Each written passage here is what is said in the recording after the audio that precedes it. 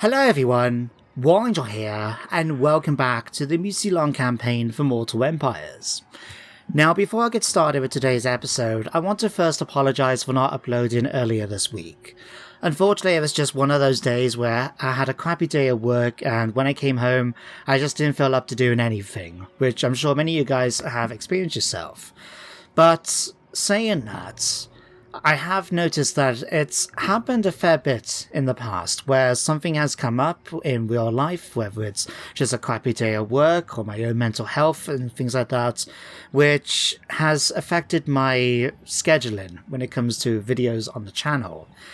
And I'll be honest with you guys, I don't like it when I'm not reliable. It's something I'd like to pride myself on is my reliability, and many people who know me in my life would say I am reliable. So the fact that I don't apply that as much to my YouTubing is something that does bug me as a content creator. I also feel that as a viewer, as somebody who watches content myself, I know it would bug me a bit if someone I was watching wasn't uploading regularly despite saying so. And in general, I think if somebody says they're going to do something, they should do it. Because otherwise, if they don't, then what was the point of saying it, you know? So, I've decided to try and make things better, basically. And so what I've decided to do, just to see if it works out, is after this episode, which I'm recording here on Saturday, what I'll be doing for future content is recording the episodes the day before I release them on YouTube. So, for example, with the Mousillon campaign, it comes out on Tuesdays and Saturdays. So what I'll be doing is recording the episode on Monday and Friday, and then having it set up so it'll be all ready to come out at, the usual time I try to get it is 8 PM, British Standard Time. Although that might be subject to change, as I am going to be spending next week looking through my analytics and seeing if there's ways I can perhaps try and improve the content on the channel. But hopefully with this new sort of recording schedule, I'll be able to keep things on track for the future. And if something does come up, which means I can't record on the day I would normally record, I still have that day leeway to be able to get the episode done on time. Rather than try and, I come back from work, get maybe 20 minutes to myself, and then I end up rushing trying to make the video to upload, ready for later that day. Whereas now I can have a full day to actually get it done, So hopefully it'll work out better, but we'll just have to wait and see how it goes. But in the meantime, thank you guys for your patience. Now, as it has been a little while since the last episode, let me just do a quick recap. So, if you remember, we took the Red Duke's army up to Carrick Ziflin as the ruling clan there, Clan Galstock, decided to declare war on us in a previous episode, and I wanted to show them it was a mistake to do so. So not only did we butcher the dwarves of the clan in battle, but we also burned down the hold, leaving nothing behind but ruins. Now, as you can see though, my new ally, the Barrow Legion, have come in and occupied the hold quite quickly after us. But that's fine with me, because my plan for this part of the campaign, as you know, is to head down to southern Bretonnia, going first of all after the Greenskin stronghold of Massive Orcal, before heading down then to deal with Carcassonne. Once we've done that then, we'll head back up, go after Artois and Corillon, and then after that, I don't know yet where we should go. An idea I did have, and I quite like the idea of this, is to actually take our armies then down into Araby. Not only because this will give us an opportunity to go after the surviving Bretonnian factions, like the Knights of Origo, Baron Fegan's Erranty, and the Chevaliers de Lyonesse, but I also think it will be a good opportunity for us to face the Sultan Jaffar, because if you know, as we know from his backstory, we were quite instrumental in Sultan Jaffar's defeats back in the day. And actually, did I actually ever talk about this? I don't think I have I? Crap, have I not? Can I actually... Because, the Red Duke's backstory is quite interesting, and it is something I feel will be quite cool to share with you guys. But we are on episode 7, so is it really worth me doing it? You know what? Screw it. I'm going to. It's my video, I'm going to do it. So we'll talk about it in the end turn phase, but needless to say, The Red Duke, during his mortal life, was instrumental in the defeat of Sultan Jaffar, and it would be cool if we can revisit that later in this campaign. But anyway, we have now spoken for 5 minutes on an intro, which I need to stop doing. So let's get started with the episode by first of all grabbing the Red Duke, here he is, and seeing how many turns is it going to take for us to get to Massive Orkor. 2 turns. Okay, I'm actually quite happy to let this happen, because as you notice, up near Montfort, we've got a full stack of orcs just sitting nearby. Now I'm quite happy to leave them there, because usually what the Skull Smashers do, and many people have seen it in their own campaigns, is that the Skull Smashers will build up a full stack and march towards Reichland. And then Reichland will kick their butts, and then they'll build another army and send it to Reichland. So if we give them a turn or two, they will actually just disappear off, get beaten, and then we can march in and take their capital. So yeah, we'll leave the Red Duke there for now. Now, there was a couple of other things I wanted to do in the episode based on feedback from you guys. So first of all, let's see who comes up next. Bolgers, right. So I actually made a mistake with him and our other agent Eustache, because I thought Bolgers had a trait or a skill which increased his assassination success chance, but I was mistaken, it's actually Eustache. So let me... oh, hang on, you're not actually in here. Let's move you there. Right. We'll come back to Aiden in a second as well. But yeah, Bolgers, you can head over here. Go and train them. Because if I click on his skills... which one was it? Oh yeah, here. Bolgers Knights. As you can see, it increases the amount of casualties inflicted by assault garrison, not assassinations. So instead, let's just give you Blade Master. And he can be a agent for the army recruiting for Malabad to lead eventually. So while he does that, Eustache can be our agent for the campaign, because here's one. Executioner increases our assassination chance by 15. The more assassinations we can pull off, the more blood kisses we get, the more bloodlines we can awaken, and the more abilities we get from it. So Eustache, let's actually move you... let's move you down towards Bionnet for the moment. And we can always keep him going back and forth between the two, just to keep an eye on Carcassonne. So you can do that. Nicolette, let's get you a couple more men-at-arms while we're still recruiting. I don't know if I mentioned about it before, but the reason why I'm recruiting men-at-arms rather than Skellies is because this is going to be Malabad, the Black Serpent's force. And while we are going to have to rely on undead units like Graveguard and Black Knights in order to give us the more hard-hitting element, I still want a good mortal basis for the army as fitting an army led by Malabad. So a few more men-at-arms will not go amiss, and then we can always add Graveguard on that later. So yeah, you will do that. You've done now. What was the other things I wanted to do? Right, Aiden. So Aiden here, it was actually suggested we could send Aiden off on a little cruise, because we're kind of lacking in trade partners around here at the moment. So if we actually send him down towards Lustria, we'll be able to hopefully get trade with Lufaharken and the Vampire Coast. Now, I don't want to go anything further than, just trade partners, because we are too far away from one another to provide proper support. But having a trade partner would be quite nice, so we'll send Aiden off to do that. In fact, here. We'll be able to actually send him off to meet Count Noctilus and see if he might be willing to trade with us as well, because every little faction's going to help, isn't it? Now, what was the other two? Right, so first of all, let me just check our settlements. Right, you've got one more turn until we can upgrade Bordelot, and then here at Lyonesse. Right, got 2 more turns until we can get our Black Rail Knights and Graveguard. Okay, good to know. So we'll save our money. Although the other thing I wanted to do was actually have a chat with the Wood Elves of Athel-Loren. Now, it was suggested that because of the uninhabitable climate of Athel-Loren, as well as the fact that a lot of the Wood Elf factions and isolationists, that's the word, it would be a good idea to actually try and get them on board and become maybe defensive allies or something like that, because they will just stay in the mountains, in the woods I mean, which allows us then the lush plains of Bretonnia. So let's have a quick look at the diplomacy and see what we can do about this. Consider yourself lucky that we didn't send you to parley with the Dryads. That is lucky. Right, our relationship is growing, but they don't like the fact that we have a treaty with the Crooked Moon Tribe. Okay, is that the same for the other ones? Because we got Durfu. Yeah, same with you. Same with you. But Orion doesn't have the bonus to relation we have for our current, well, previous actions against the dukedoms of Bretonnia. You know what, then?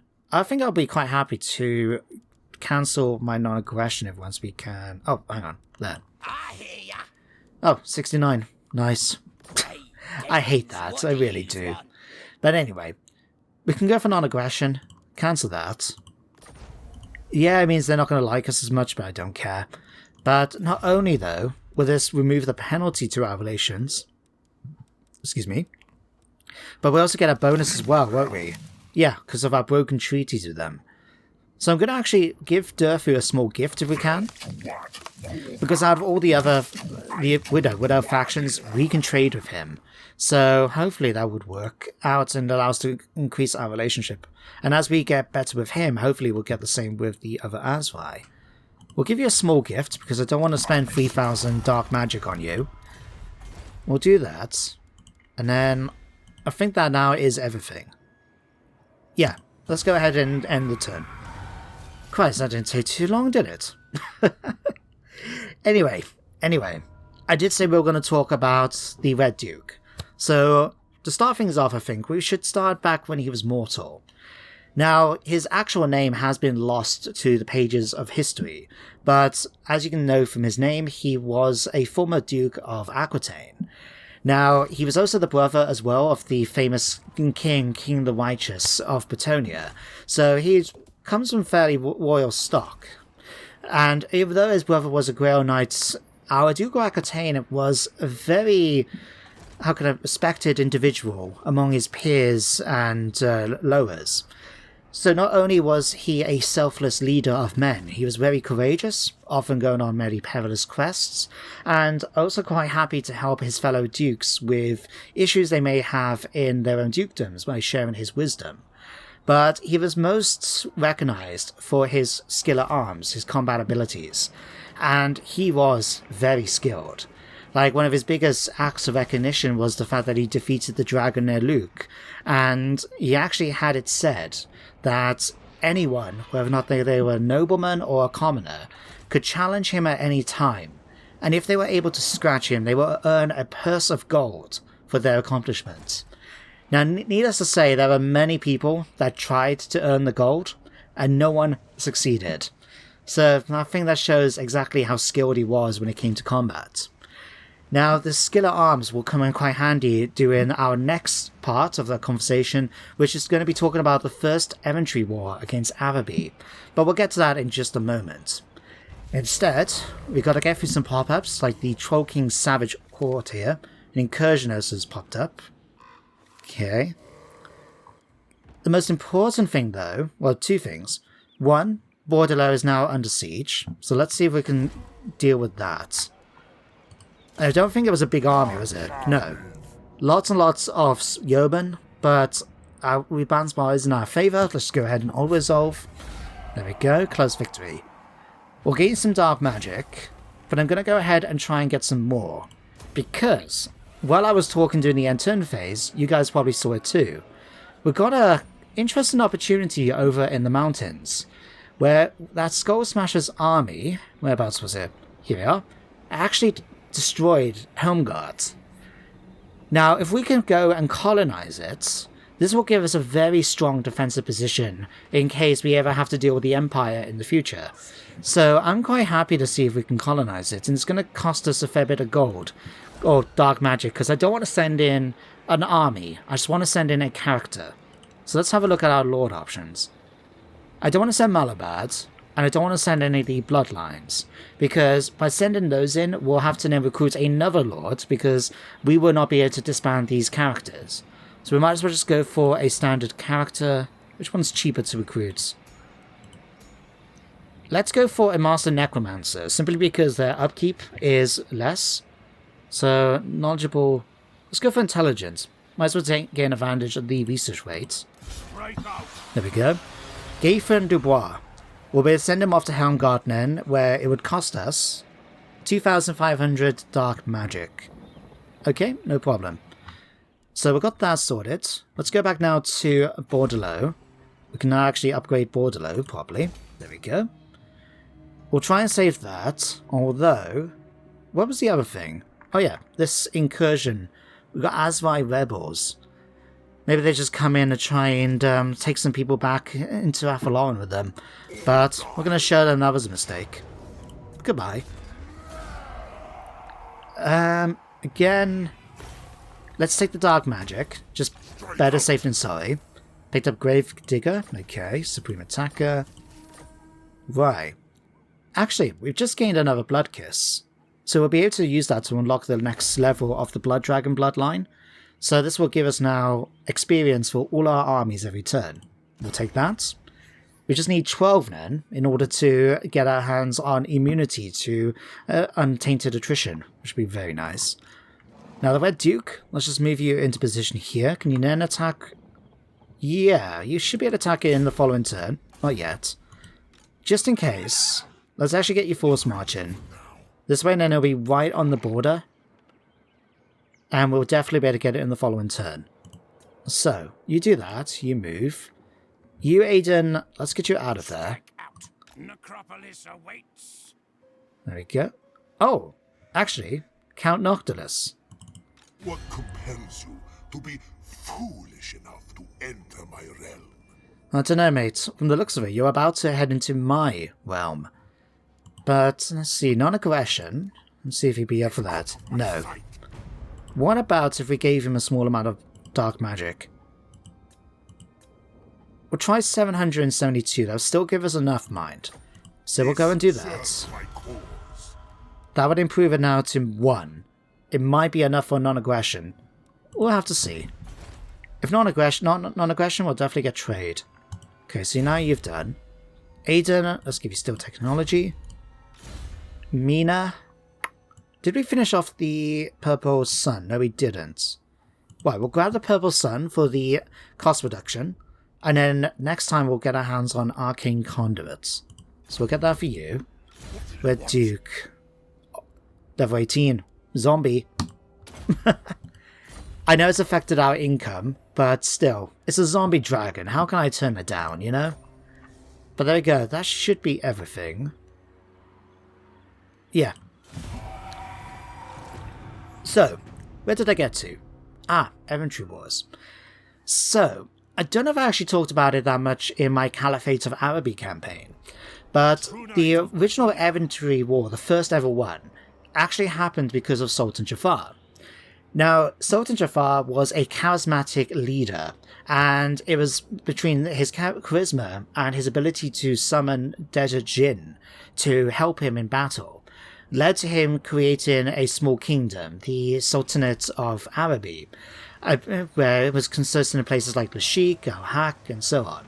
He wasn't able to get all of them, but he was able to get enough to form a kingdom, which is quite impressive when you think about it. But while he was ruling there, he actually gained information from Skaven, which we all know how trustworthy they are, who told him that Estalia, the kingdom to the south, which is based on our world of Spain, was going to invade Araby. And so he decided to take the initiative and actually invade Estalia first of all. So they landed on the coast, I think they took Margarita straight away, and they did a lot of crappy stuff, like typical Crusade armies do. Or armies do in battle. They did stuff like they took thousands and thousands of slaves and sold them in the slave markets of Lashik and things like that. And upon hearing what was going on, the King of Bretonnia, Louis the Righteous, was disgusted and appalled, and he wanted to send people off to try and liberate Estalia. So he put together the first ever Erranty War and sent a horde of knights down towards Estalia to liberate the kingdom. He also even contacted the emperor of the time of the empire for aid, who ended up asking many of the knightly orders to join in, which is where many knight orders actually came from, like the Knights of the Sun, if I remember right. But also he had mercenaries from Tilia come to help. So you had this big crusade force heading down towards Estalia, and they were able to push the armies of Araby away from Estalia And not only that, but to continue to chase him down into the deserts of Araby themselves. Now, this took a year or so of fighting, and it was very hard work. No, 3 years the crusade took altogether. But during that time, our Duke of Aquitane, because of his skill at arms, became recognised among the soldiers of Araby, who started to fear him, and he soon earned the title, El Sif Ash Smil, which roughly translates, I think, as the Northern Blade, and eventually it got shortened to just be known as El Sif, the Blade. Now, we'll talk about the rest of it eventually in just a moment, but for now though, we got economic investment to tick through. Right. Let's head up now to Montfort, where we have the opportunity now to go after Helmgard, so let's go ahead and do that. Alright, let's go. We could search the ruins. Now, we'll go ahead and colonize it right away. That's secured as Helmgard. Unfortunately, we don't have enough to build the fort. That sucks. Okay, we'll have to see if there's a way to get... In fact.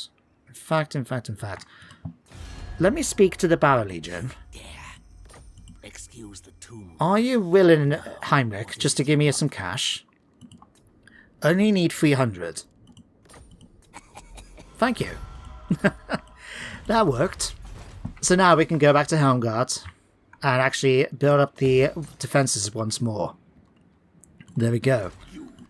Alright, let's disband you, because we don't need it anymore. Now I could attack Massive Oracle right now, but I'd rather see what happens to this army. It is badly injured, but until we get the defenses built at Helmgard, I don't want to fight them right now. So we'll leave it for the moment. Red Duke can just stay where he is. Although saying that, we could just march him in. See about raiding? Follow me. Yeah, if we do that, start raiding, that'll get us a bit more income. Aiden can continue now on his journey to the Vampire Coast.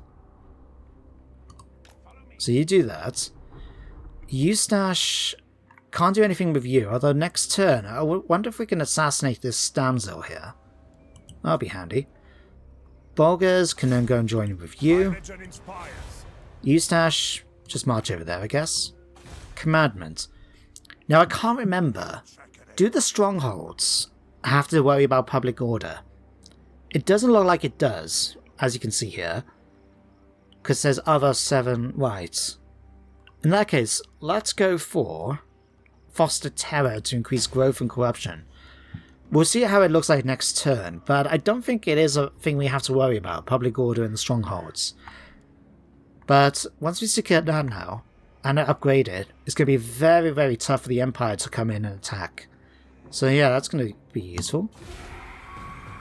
Right. Wasn't exactly much we can do as well, given we only had 10 dark magic. But yeah, Erranty Wars.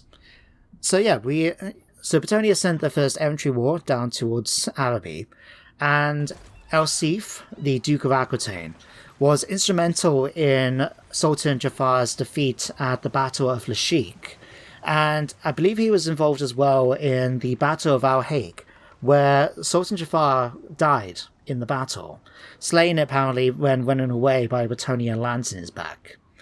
Now, whether or not that's true, don't know. I think there was, I think it's the Order of the Knights of the Sun that actually have a tapestry up in their keep in the Empire, which actually shows Sultan Jaffar in a very sort of, how can I put it, honest way. But instead of demonizing him, they actually made him look like the way he did, and showed him, like, I think it's supposed to show him like in a like an arena with these different spirits around him, to actually chronicleize what his achievements quite accurately. But anyway, so Crusades are now been won by the forces of Bretonnia and the Empire. And so our Duke is making his way home when he was ambushed along the road by a group of assassins led apparently by a fallen knight who seeked the Dukedom of Aquitaine for himself. Now, despite being heavily outnumbered, our Duke, don't forget, is an accomplished warrior, and so he was able to defeat the assassins and kill all of them. However, during the battle, he actually got wounded by a poisoned blade, causing him to collapse and come close to death before he was rescued, I guess you could say, by a mysterious stranger that watched the fight. And who this mysterious stranger is, we'll talk about in a minute. For now, though, we picked up Raider. Excellent. And it looks like the Skull Smashers have taken Uber's wake for themselves. Okay, I'm going to leave it for one more turn before we attack. I know that what's happening at the moment is that they are building up an army here, but I don't want to lose Helmgart just because we jumped the gun a bit, you know? So yeah, we'll leave him for now. Okay, Eustache. Let's have a look, actually. Who's here? Alberic. Wow.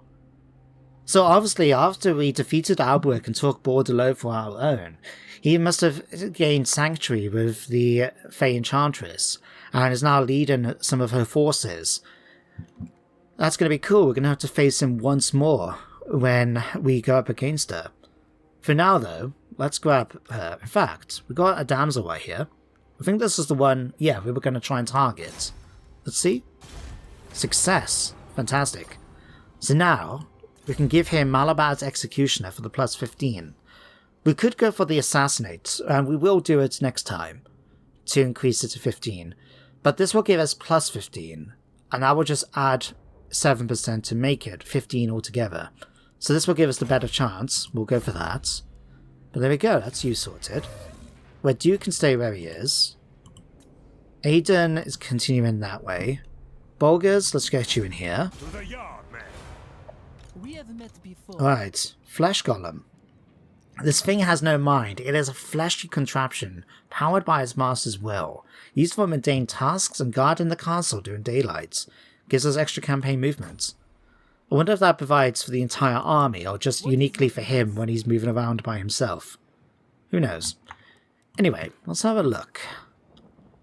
So we got 1,912. Unfortunately, we can't buy Grail Knights. They just cost way too much. 2,400. Wow. Let's grab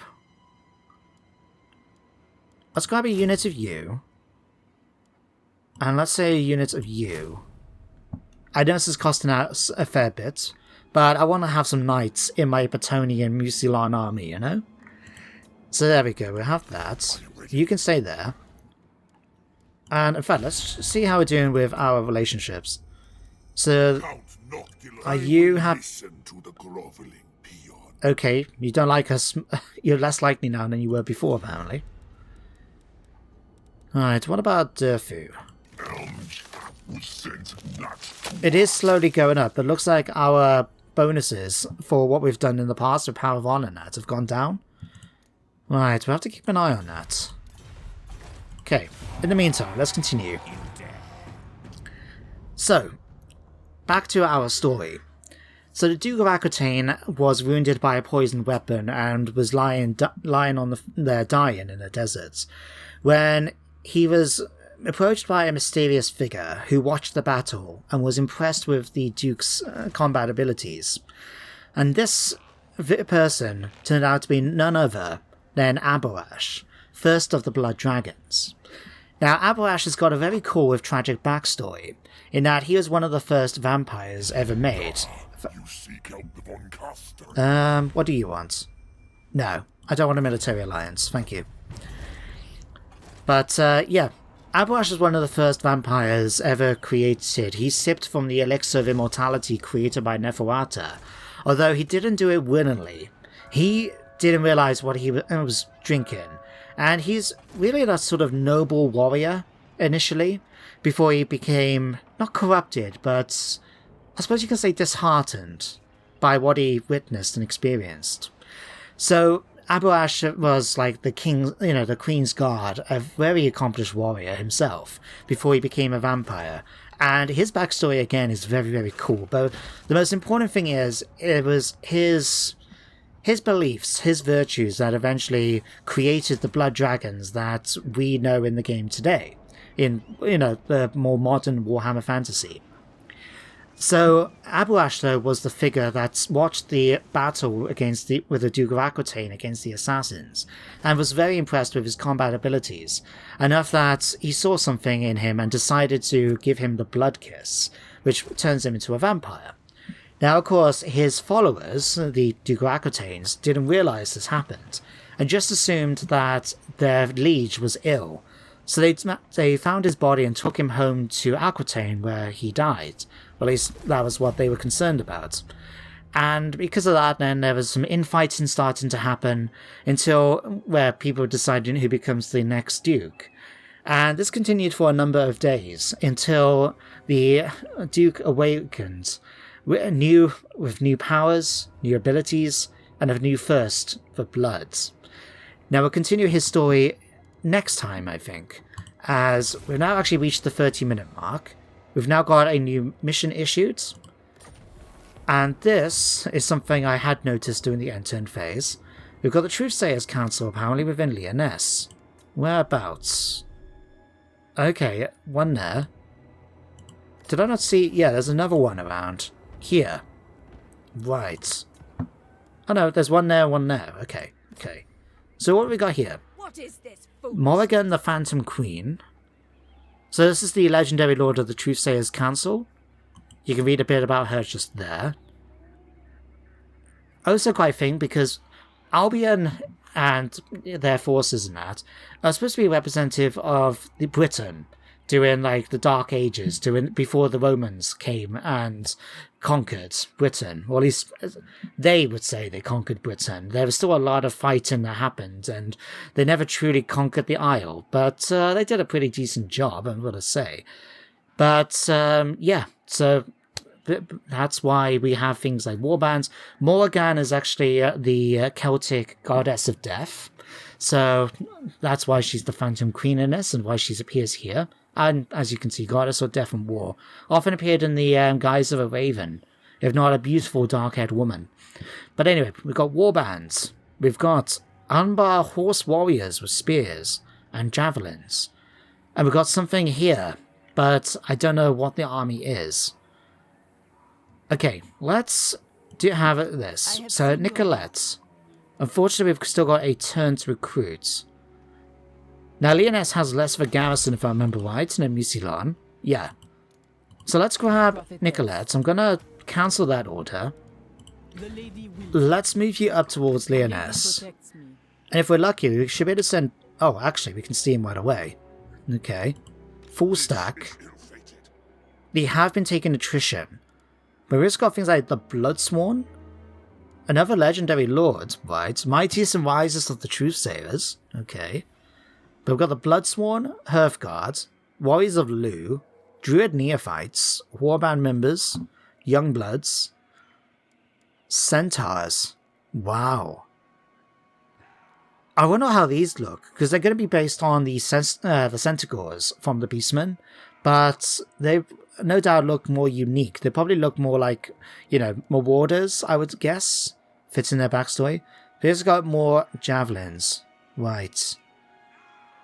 I wonder if they got a giant. The reason being is because on Albion, giants are a very common sight, and it would be quite fitting if they did have one. But I don't really want to send off an agent to check. I don't know, would it be worth it? I will not. Nah, we'll find out. If they attack us, they attack us. If they don't, they don't. But yeah, we'll keep you there for now. Okay, Red Duke. I'm going to take the hit, the jump now. Now that Axe by Pass has been done, let's get our forces up. Excuse me, game. I would like to try and... Oh, hang on. Right, that's why. Let's smash these. Okay, I want to chase these guys down before we go after Massive Oracle, just so we don't have to worry about them. Alright, 44%. We might just have enough then to kill, go back and attack the settlement now. Sure, let's take the dark magic. Crap. Right, we'll have to attack them now in the following turn. Picked up a charmed shield at least. Right, That's you done. Eustache, you're now tired. You can't do much. We'll just march you around. We might actually see... In fact, who we got here? Not Albrick. Excuse me, I want to check out this second army. Faye Enchantress, why? Hang on, who's this guy? Sir Almric de Gaudoin. Ooh. Of all the Grail Knights in the service of Bretonnia, few are so famed as Sir Almric of Gaudoin Keep, Scourge of the Undying and Blessed Champion of the Lady of the Lake. Ooh, he must be a new character. If I had to guess, probably put in by Mixu's mod. Lord Pack. But let's have a look. Because I never actually had this guy when I played as Leon Kerr. The Bane of the Undead. Oh, that looks cool. Right. I have to watch out for him when we fight Carcassonne eventually, then. Okay. Alright, let's upgrade Aquitane, I guess. And I think that's everything we need to do. Aiden's continue on his journey. Nicolette's moved. I've done that. Is there anything we need to build elsewhere? I suppose we could actually build Dark Iron Pit, and I think that was one of Power of On, wasn't it? Yeah, because we can't build the landmark yet. Let's go ahead and get a Brimstone place. And again, we'll see about trade quickly. Ready the Reaver. I'll always find profit in my dealing. A senseless No? request. What happens if we offer trade and give you all the dark magic we have available to us? This No? is It was worth a try at least. Okay, Red Duke, what can we give you? I don't think it's worth giving him supernatural horror now that he's riding a bloody dragon. We'll give you a Blade Shield. Mina, still not quite there towards immortality, but we'll give you Arcane Conduit.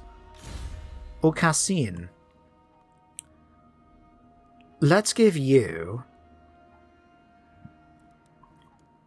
In fact, let me just double check. If I go on Diplomat... Yeah, he has the passive ability Master of the Dead. So if I check Master of the Dead... Has it so anyone nearby gains +4 hit points per second being near close to him. Okay, cool. Let's give you the Hunger, just because it's quite fitting for a vampire. And we'll go for an Invocation of Nehek. Okay. So what I'm going to do is leave things here for today. Now, once we get through this end turn anyway. Unfortunately, we weren't able to do as much as I would have liked, because I would have liked to take Massive Oracle today in the episode. But on the plus side, we managed to get Helmguard under our control. Now, like I said, once we upgrade it, that's going to be a very good defensive position for us when we eventually fight the Empire. You know, they'll have to want to get past, they're going to have to go through Helmguards. And once we upgrade it with all the Graveguard Black Knights we can get our hands on, that's going to be useful. Now, was it just me here? Never mind. I was thinking about something else then, and it wasn't the case. Although, did you just see that? Kazrak the One-Eye attacked an incursion. I could have sworn that was an incursion, and it was led by Herman Gost. I didn't expect that. Huh. Well, I'm not going to complain. If the Beastmen want to help us out. And to be honest, it'd be a hassle trying to chase down the Beastmen, and they always get clapped in campaigns. I think that could be a campaign to actually try in the future, though. Actually have a go with the Beastmen, because it's been so long since I've actually done that. Be interesting to see how it goes. I'll probably have to get one of the mods to add a few lawful units to the army. But yeah, that could be interesting. But yeah, we'll see how it goes. For now though, we're going to end things here. So guys, thank you very much for watching today's episode. I hope you enjoyed, and you do join me next time of course, for some more Warhammer. But until then everybody, take care, stay safe, and goodbye for now.